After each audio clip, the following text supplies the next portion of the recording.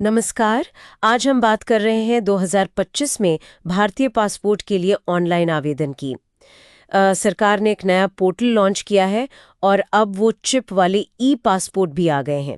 तो क्या बदला है, किन बातों का ध्यान रखना है? हमारे पास इसके लिए दो अच्छे स्रोत हैं। एक तो सरकारी डीएनए यूट्यूब चैनल का डिटेल्ड वीडियो है और दूसरा ईशांक स्टूडियो का एक रिसर्च नोट। तो हमारा इरादा है कि इनसे सारी जरूरी जानकारी निकालकर पूरी प्रक्रिया को आसान बना दें। तो चलिए शुरू करते हैं। हाँ बिल्कुल। देखिए, प्रक्रिया अब ज्यादातर तो ऑनलाइन हो गई है, पर कुछ छोटी छोटी बातें हैं जिनका ध्यान रखना बहुत जरूरी है। सबसे पहले तो आवेदक को जाना है आधिकारिक वेबसाइट पर passport.gov.in। अच्छा। वहीं से सब शुरू होता है। हाँ, और पहला कदम है यूजर अकाउंट बनाना। वीडियो में खास तौर पर कहा गया है कि रजिस्ट्रेशन करते समय पासपोर्ट ऑफिस चुनना है, सीपीवी दिल्ली नहीं। वो सरकारी अधिकारियों के लिए है। सही। ये छोटी सी चीज है पर कंफ्यूजन से बचा सकती है। और ईमेल आईडी को ही यूजर आईडी बनाना, ये भी एक आसान तरीका बताया गया है। हाँ, ये एक अच्छा पॉइंट है। रजिस्ट्रेशन हो गया, उसके बाद आपको फ्रेश पासपोर्ट के लिए अप्लाई करना है। अब यहाँ दो मेन ऑप्शन है, नॉर्मल और तत्काल। हाँ। नॉर्मल की फीस है 1500 रुपए 36 पेज वाले की, और तत्काल की 3500 रुपए।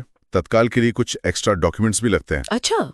तो स्रोत बताते हैं कि भाई ज्यादातर लोग तो 36 पेज वाला नॉर्मली चुनते हैं, क्योंकि तत्काल की जरूरत, वो एक्स्ट्रा खर्च सबके लिए जरूरी नहीं होता। और फॉर्म भरते समय वो नामों को लेकर काफी सावधानी बरतने को कहा गया है ना।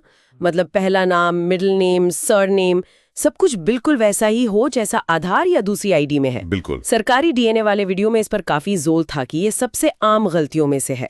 क्या ये सच में इतनी बड़ी बात है? नाम में जरा सी गड़बड़ी से क्या आवेदन अटक सकता है? जन्म तिथि में जरा सी भी गड़बड़ी हुई तो फाइल होल्ड पे जा सकती है।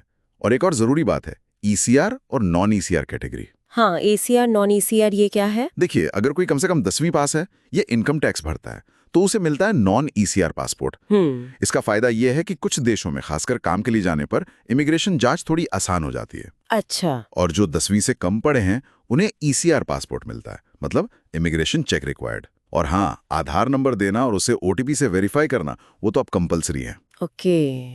इसके अलावा पिता और माता का नाम, एड्रेस, मतलब करंट एड्रेस और परमानेंट एड्रेस अगर अलग है तो बताना होगा, और एक इमरजेंसी कांटेक्ट पर्सन की जानकारी। ये सब ध्यान से भरना है। पति की बात आपने कही, ये कितना जरूरी है, खासकर पुलिस वेरिफिकेशन के हिसाब से? पता तो बहुत ही ज्यादा जरूरी है, क्योंकि पुलिस वेरिफिकेशन इसी पते पर होना है। अगर पता गलत या अधूरा हुआ तो मतलब बेवजह की देरी होगी।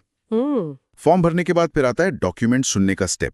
जन्म के प्रूफ के लिए जैसे बर्थ सर्टिफिकेट या 10वीं की मार्कशीट, पैन कार्ड वगैरह। और पते के प्रूफ के लिए आधार, बिजली का बिल, बैंक पासबुक, इस तरह के डॉक्यूमेंट्स। ठीक है। और फिर से वही बात दोहराऊंगा, इन सभी डॉक्यूमेंट्स में नाम, पिता का नाम और डेट ऑफ बर्थ बिल्कुल एक जैसी होनी चाहिए, सेम टू सेम, वरना फिर भाई होल्ड वाला चक्कर पड़ सकता है। ओके, तो फॉर्म भर दिया, डॉक्यूमेंट्स चुन लिए, फिर फीस वो ऑनलाइन ही भरनी है? हाँ, फीस ऑनलाइन भरनी है। यूपीआई, नेट बैंकिंग, कार्ड्स, सारे ऑप्शन है। फीस भरने के बाद अपॉइंटमेंट बुक करनी होती है। फिर उस तारीख और टाइम पर जाना होता है पासपोर्ट सेवा केंद्र, यानी पीएसके। अच्छा, पीएसके।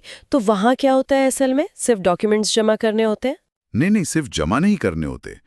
पीएसके में आपके ओरिजिनल डॉक्यूमेंट्स देखे जाते हैं, उनका वेरिफिकेशन होता है। हाँ, उनकी फोटोकॉपी का एक सेट साथ ले जाना अच्छा रहता है। ओके। लेकिन मेन काम वहाँ होता है बायोमेट्रिक्स का, मतलब आपकी उंगलियों के निशान लिए जाते हैं और फोटो खींची जाती है। स्रोत तो ये भी सलाह देते हैं कि फॉर्मल कपड़ों में जाएं तो फोटो अच्छी आती है। और यहीं पर पीएसके में ही ऑफिसर तय करता है कि आपकी फाइल आगे बढ़ाई जाए, यानी ग्रांट की जाए, या किसी कमी की वजह से रोकी जाए, यानी होल्ड पर डाली जाए। अच्छा, और अगर फाइल ग्रांट हो गई तो फिर पुलिस वेरिफिकेशन? हाँ बिल्कुल। फाइल ग्रांट होने के बाद वो पुलिस वेरिफिकेशन के लिए जाती है। ये आपके दिए हुए करंट एड्रेस पर होती है, कॉपी देनी पड़े। और हाँ, अगर कोई ग्रामीण इलाके में रहता है तो कभी कभी वहाँ के प्रधान से एक सर्टिफिकेट भी मांग सकते हैं। और एक बात खास तौर पर ध्यान रखने वाली है, जो दोनों स्रोतों में बताई गई है, पुलिस वेरिफिकेशन के लिए आधिकारिक तौर पर कोई फीस नहीं लगती, कोई पैसा नहीं देना होता। ये जरूरी जानकारी है।